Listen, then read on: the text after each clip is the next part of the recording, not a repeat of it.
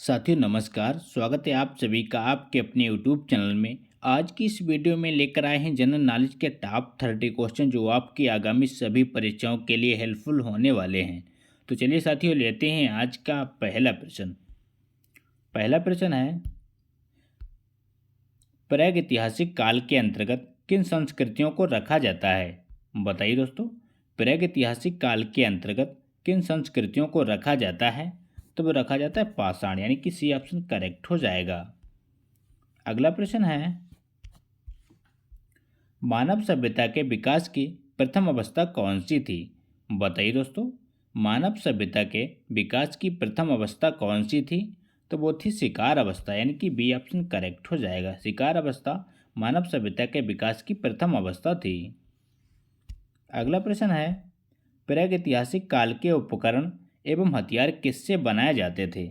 बताइए साथियों, प्रागैतिहासिक काल के उपकरण एवं हथियार किससे बनाए जाते थे? तो बनाए जाते थे पत्थर के, यानी कि सी ऑप्शन राइट हो जाएगा। पत्थर इसका सही जवाब हो जाएगा। अगला प्रश्न है, प्राचीन मानव ने सर्वप्रथम किस पशु को पालतू बनाया? बताइए साथियों, प्राचीन मानव ने सर्वप्रथम किस पशु को पालतू बनाया था? आपके ऑप्शन है बैल, कुत्ता, सिंह या घोड़ा। तो इस प्रश्न का राइट आंसर है कुत्ता, यानी कि बी ऑप्शन करेक्ट हो जाएगा। प्राचीन मानव ने सर्वप्रथम कुत्ता को पालतू बनाया था। अगला प्रश्न है, मानव ने आग का प्रयोग सर्वप्रथम किस युग में किया? बताइए दोस्तों, मानव ने आग का प्रयोग सर्वप्रथम किस युग में किया था? तो वो किया था नवपाषाण युग में, यानी कि सॉरी दोस्तों, यानी कि ये ऑप्शन राइट हो जाएगा। मानव ने आग का प्रयोग सर्वप्रथम नवपाषाण युग में किया था। अगला प्रश्न है, मानव ने कृषि कार्य किस युग से आरंभ किया? बताइए दोस्तों, मानव ने कृषि कार्य किस युग से आरंभ किया था? तो वो किया था नवपाषाण युग से, यानी कि बी ऑप्शन राइट हो जाएगा। नवपाषाण युग से मानव ने सर्वप्रथम कृषि कार्य प्रारंभ किया था। अगला प्रश्न है, मानव द्वारा सर्वप्रथम किस धातु का प्रयोग किया गया? बताइए दोस्तों, मानव द्वारा सर्वप्रथम किस धातु का प्रयोग किया गया था? आपके ऑप्शन है कांसा, ऑप्शन बी तांबा, ऑप्शन सी लोहा, ऑप्शन डी चांदी। तो इस प्रश्न का राइट आंसर है तांबा, यानी कि बी ऑप्शन करेक्ट हो जाएगा। मानव ने सर्वप्रथम तांबा धातु का प्रयोग किया था। अगला प्रश्न है, मानव ने सर्वप्रथम किस फसल का उपयोग किया? बताइए साथियों, इंपॉर्टेंट प्रश्न है, बार बार परीक्षाओं में रिपीट होता है। मानव ने सर्वप्रथम किस फसल का उपयोग किया? तो वो किया था जौ का, यानी कि ए ऑप्शन राइट हो जाएगा। जौ का उपयोग मानव द्वारा सर्वप्रथम किया गया। अगला क्वेश्चन है, नवपाषाण युग में चावल की खेती का प्राचीनतम साक्ष्य कहाँ से मिलता है? बताइए साथियों, नवपाषाण युग में चावल की खेती का प्राचीनतम साक्ष्य कहाँ से मिलता है? तो वो मिलता है कोयल डिब्बा, यानी कि बी ऑप्शन राइट हो जाएगा। कोयल डिब्बा से प्राचीनतम साक्ष्य मिलता है किसका? चावल का। अगला प्रश्न है, सिंधु घाटी सभ्यता किस काल की सभ्यता मानी जाती है? बताइए दोस्तों, सिंधु घाटी सभ्यता किस काल की सभ्यता मानी जाती है? तो वो मानी जाती है कांस्य काल की, यानी कि सी ऑप्शन राइट हो जाएगा। कांस्य काल की सभ्यता सिंधु घाटी सभ्यता की सभ्यता मानी जाती है।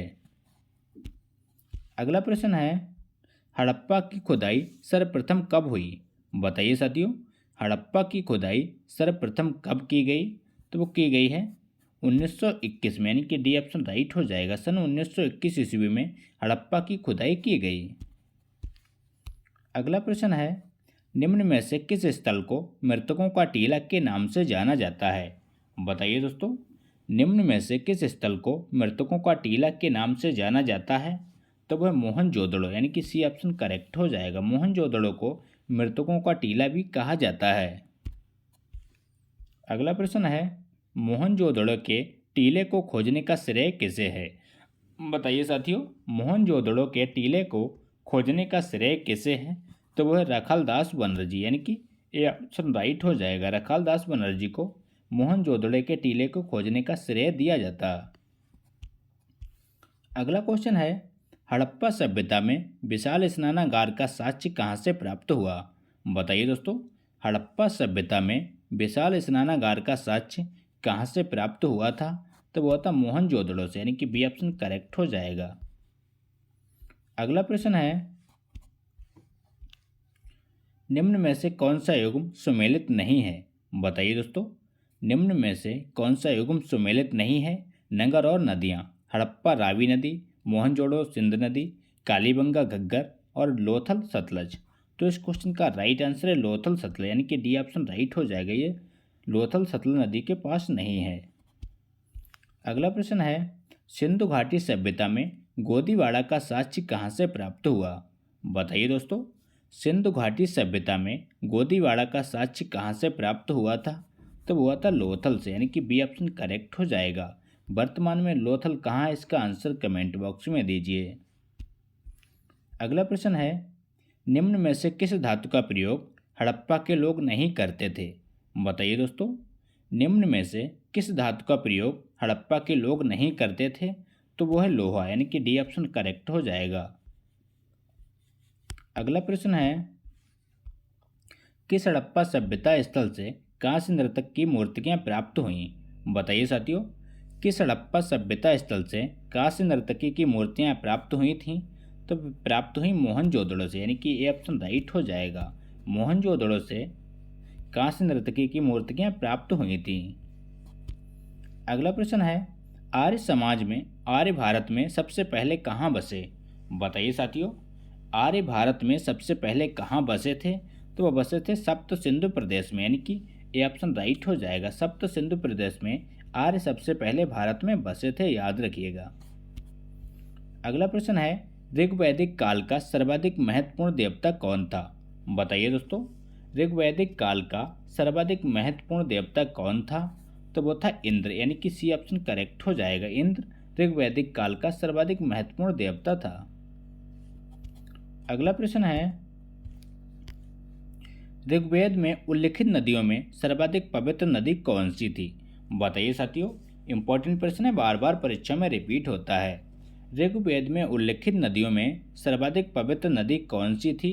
तो वो थी सरस्वती नदी, यानी कि बी ऑप्शन राइट हो जाएगा। सरस्वती नदी ऋग्वेद में उल्लिखित नदियों में सर्वाधिक पवित्र नदी मानी जाती थी। अगला प्रश्न है, ऋग्वैदिक आर्य किसकी पूजा करते थे? बताइए दोस्तों, ऋग्वैदिक आर्य किसकी पूजा करते थे? आपके ऑप्शन है गाय की, ऑप्शन बी वृक्ष की, ऑप्शन सी माता की, ऑप्शन डी प्रकृति की।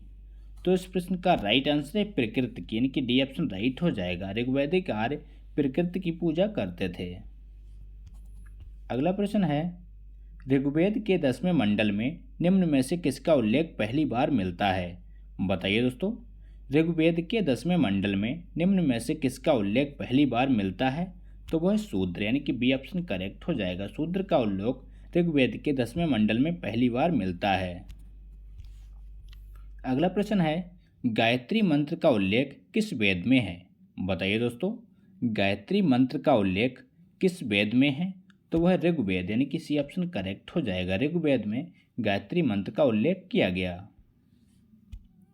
अगला प्रश्न है, ऋग्वैदिक आर्यों की भाषा क्या थी? बताइए दोस्तों, ऋग्वैदिक आर्यों की भाषा क्या थी? तो वो थी संस्कृत, यानी कि बी ऑप्शन राइट हो जाएगा। ऋग्वैदिक आर्यों की भाषा संस्कृत थी, याद रखिएगा।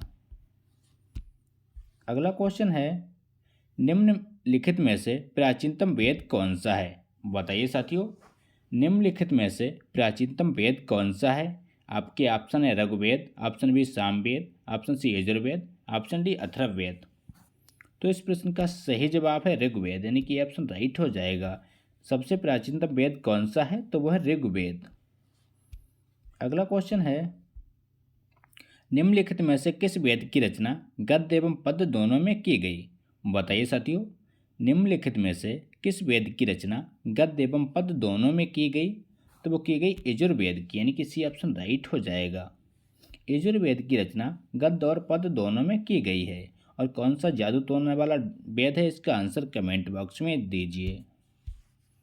अगला प्रश्न है, ऋग्वेद काल में विनिमय के माध्यम में किसका प्रयोग किया जाता था?